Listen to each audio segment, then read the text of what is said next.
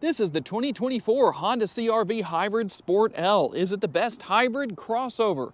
Hey everybody, it's Tom from Vehicle Visionary. I hope you're having a great day. Today I'm at Holmes Honda to give you the information to answer that question. If you want to know more about this platinum white with black interior, platinum white exterior with a black interior CR-V Hybrid Sport L, check out the link down in the description of the video. Now I know a lot of people are not really fond of the black interior. Now you will find a bit of a contrast here. Here's a very good place to see that with the orange stitching. Find that throughout the interior. That's going to be very nice to kind of break things up. Maybe you'd like a different color of interior. Tell me what your thoughts are. And if you're not familiar, maybe you haven't looked at a CR-V for a while, yes, it was fully redesigned for the 2023 model year. The only change for 2024 is the addition of the Sport L trim level. As far as these hybrid models go, overall changes to size include wheelbase increasing by 1.6 inches. If you're not familiar with what wheelbase is, that's measured from the center of one tire to the center of the other. I've had people tell me that's wrong. Feel free to look that up on the internet for yourself so you can see that that is indeed right. Overall length increases by 2.7 inches and the width increases by 0.4 inches, just a little under half an inch.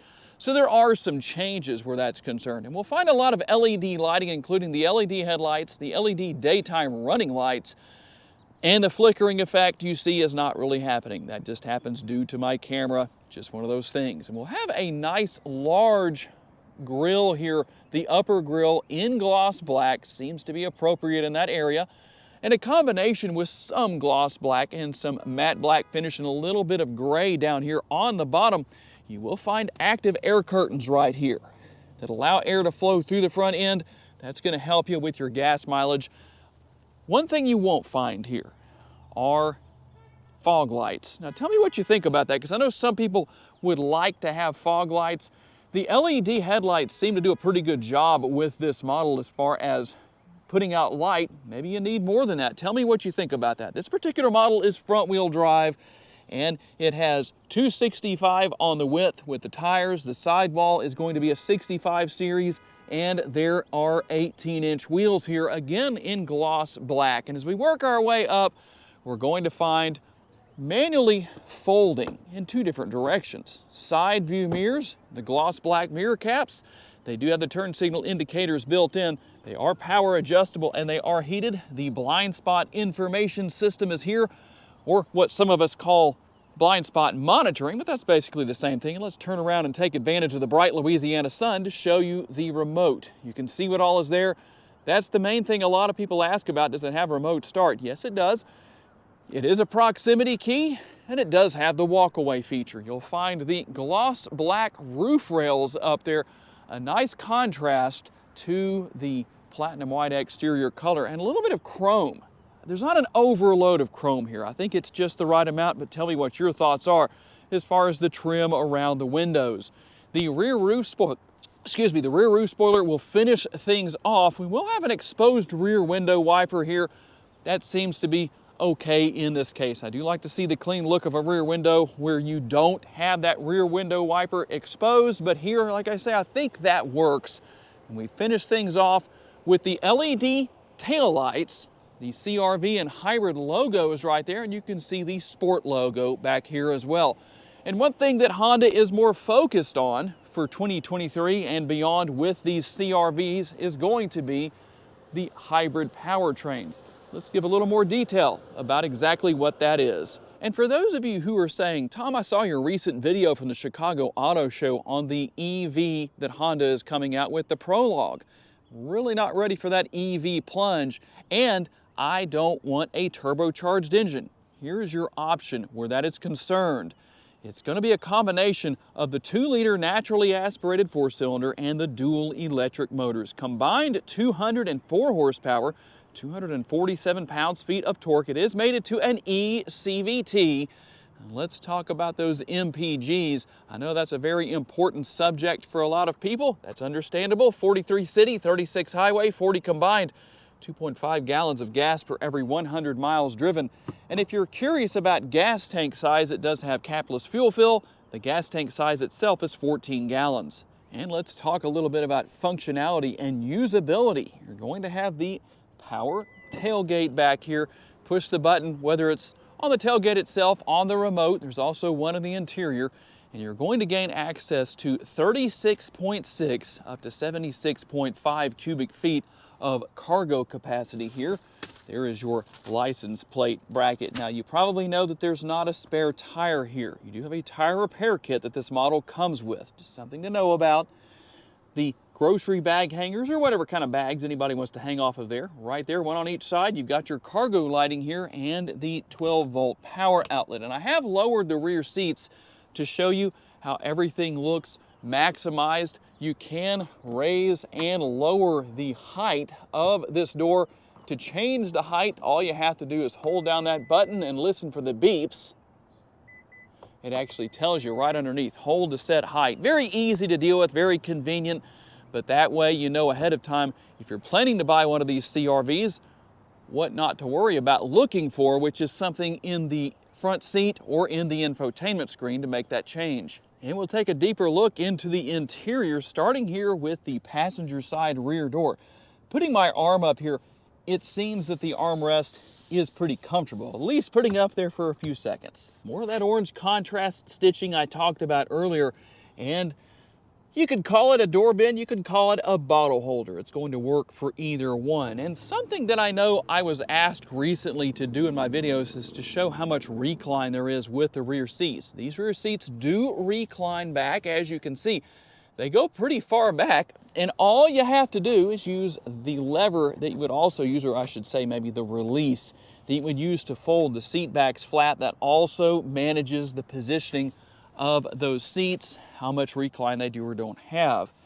A little bit of storage space here within the rear seat pocket, only on the passenger side. I've never known why Honda only puts that on the passenger side, but it's probably not that big of a deal, but that's what's here and what's not here.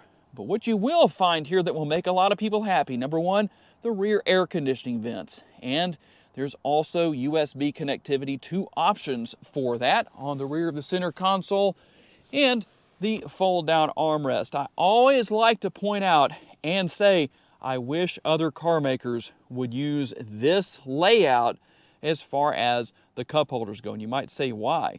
Well, because there could be a cup or a bottle in each one, and it still functions as an armrest.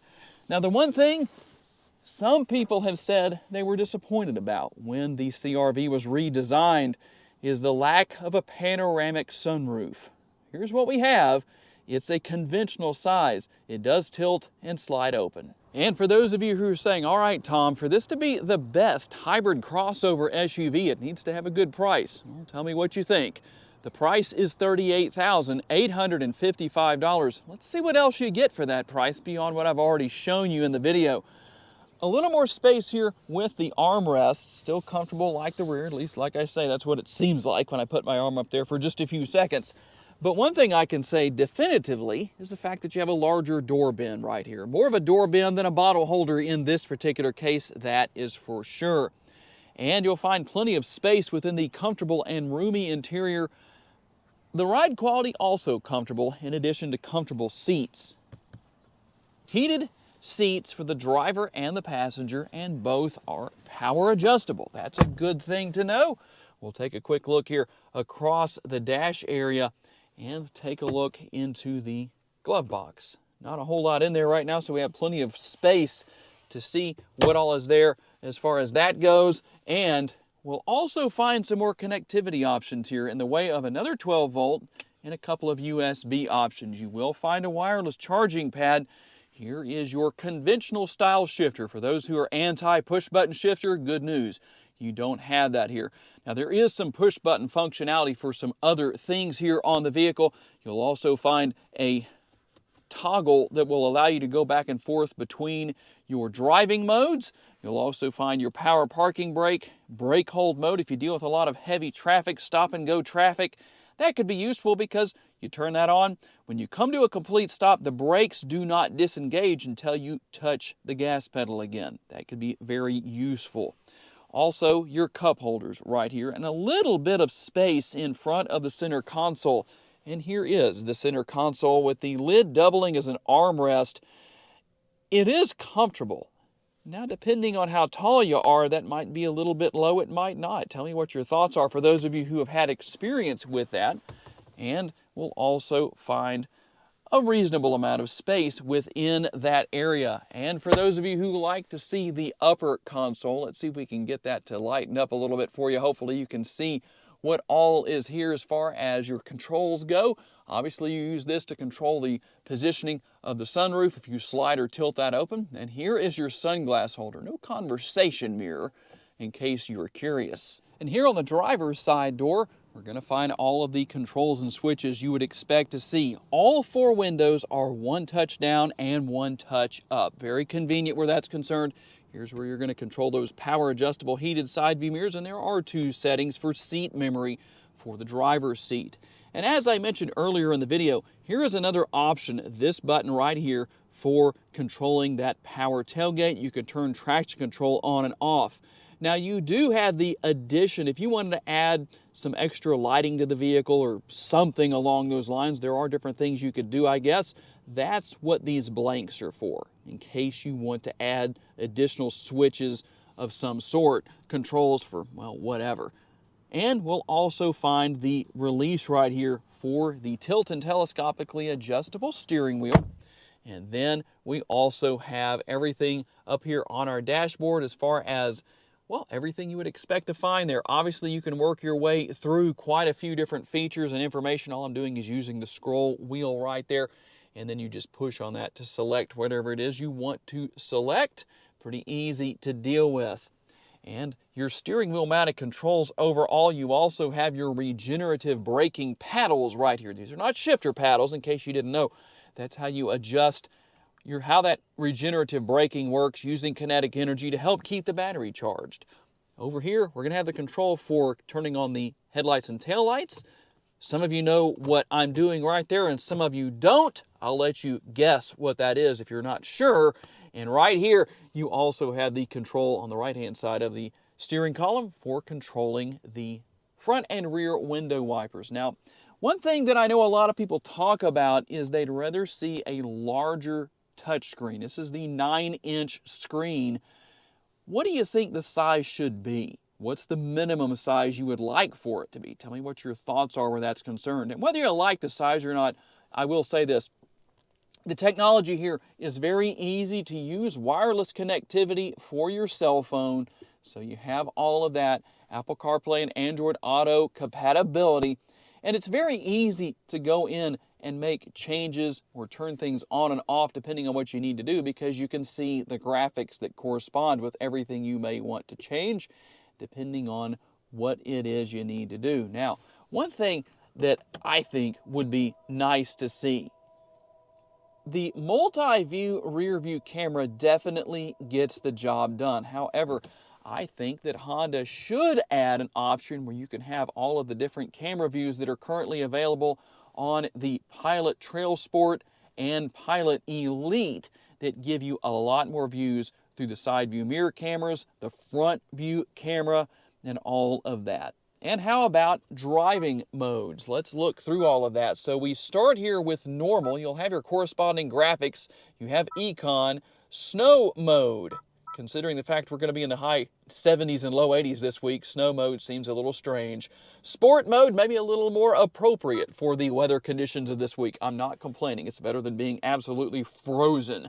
So that's my thought on the matter. And obviously when you go into reverse, your rear view cameras are going to come up. I showed you that earlier. But one thing I've wondered about, would you like to have an option, as we see on some vehicles, where you can bring up the exterior camera or cameras by just selecting an option on the infotainment screen? And as we get out on the road for a quick test drive, let's talk a little bit about safety features. Obviously, you're going to have a lot of airbags throughout the interior. You'll also have your driving aids in the way of Honda Sensing, which is going to include road departure mitigation braking, lane keeping assist, traffic jam assist, adaptive cruise control, all of that is here. And traffic jam assist is something I would love to demonstrate, but it's just so hard to find enough traffic here in Northwest Louisiana to do that. But it's actually for lower speed situations, and just makes everything a lot easier as far as the vehicle handling all of that. Some of you have probably had the experience with that. You can tell us what it's like down in the comments section. Like I say, I haven't been able to find enough traffic around here to really use that effectively. So, overall, a comfortable ride quality. The interior is very comfortable. The seats are comfortable. I think this would be a really solid vehicle for a nice long road trip. It's hard to say for sure how the seats would feel after sitting here for a long period of time. I feel they would still be very comfortable, but that's just one of those things that I have to deal with in not having more time with the vehicle than I do. A little short test drive doesn't really tell me as much as I'd like to know about that kind of thing, but some of you have had experience with that. You can tell everybody else down in the comments section what that experience is like for you. I'd be curious to know myself. Technology, as I mentioned earlier in the video, is very easy to learn, very easy to use. No matter if you think the center screen is large enough or not, you sure have easy to deal with technology. That's a fact. And it's easy to see out of. I like that as well. And even at that, you still have your blind spot information system, or blind spot monitoring as we often refer to it, but on the Honda window sticker, it's called the blind spot information system. And it definitely helps out as far as that goes. Now, one thing I would love to see make a comeback would be what was known as Honda Lane Watch. And if you're not familiar with what that was, that went away in favor of the blind spot information system. When you turn on your right side blinker, there was a camera on the side view mirror on the right-hand side that would show you what was in your blind spot. It'd be nice to have that on both sides. But right now, that is not something we have. But one way or another, you definitely have some solid technology here as far as this model goes. Everything easy to learn, easy to use, easy to adjust to. Okay, tell me down in the comments section what you think. Is the 2024 Honda CR-V Hybrid Sport L the best hybrid crossover SUV? I'm curious to know. And if there was something you would like to see Honda maybe add or change in the future on these CR-V hybrid models, what is that? Tell me again in the comments, or really more importantly, tell Honda. Would like to say a special thanks to my friends at Holmes Honda for loaning me this CR-V Hybrid Sport L for the day, and a special thanks to each and every one of you for being kind enough to give me the opportunity to give you a vision for your next vehicle. If you enjoyed this video, please be sure to hit the like button. That helps me out a lot. If you haven't subscribed to the Vehicle Visionary YouTube channel just yet, please consider doing so. That way you don't miss any future videos.